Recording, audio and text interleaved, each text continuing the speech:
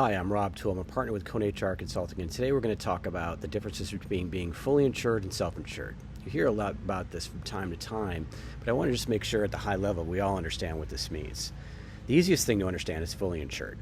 Fully insured is when a company, we'll use health insurance for an example, pays a fixed premium each month to an insurance carrier. For that, they transfer the risk to the insurance company, and the insurance company takes on all the claims. Now, there may be some care coordination or some gatekeeping, and also we have got deductibles and co-insurance where our employees share in some of the costs. In general, the insurance company is on the hook for the risk.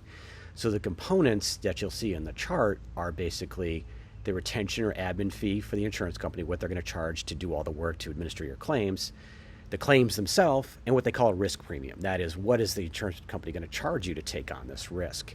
And that's generally going to be based on any prior claim information, their age, the sex, and the demographics of your company. Self-insured, however, is a bit different. In self-insurance, you as the corporation are keeping all the risk in terms of the claims. And that can sound very scary, and that's why there's certain ways that we purchase self-insurance where we can protect ourselves from some of the issues that may come in. The first thing we can protect ourselves with is what they call stop loss. Stop loss insurance is where a company can prevent some of the risk. The two examples are aggregate and specific or individual. The aggregate stop loss policy basically looks at your firm and says, hey, I'm going to give you some money or be the backstop if things go really bad. So an example of this would be, let's say we do an actuarial analysis and we expect your claims to be $800,000 for the year.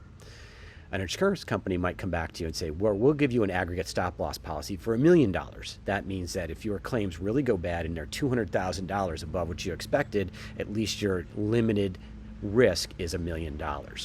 The second kind of stop loss insurance is called the specific or individual stop loss, and that is where you purchase a policy and you look at an individual, and if their claims, let's say, go above $100,000, you're protected there. Now, the lower the stop loss point for an individual, the more expensive it is, and the higher, let's say if you went to $200,000, obviously it would be cheaper. So these are all the things that you need to look at when you're going into a self-insurance arrangement. An important thing to note is there's also admin fees or retention that goes along with self-insurance. The insurance companies aren't going to administer and pay all your claims for free, so that admin fee also needs to be looked at and be competitive. The last thing I want to talk about, which is a specific part of self-insurance, is stop-loss lasering.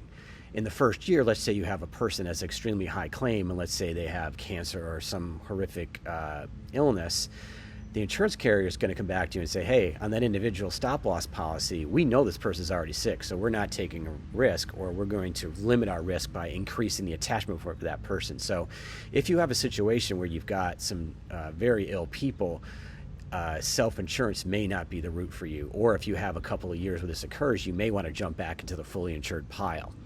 So we at Kona can help you look at this, and if you want to do an analysis, give us a call.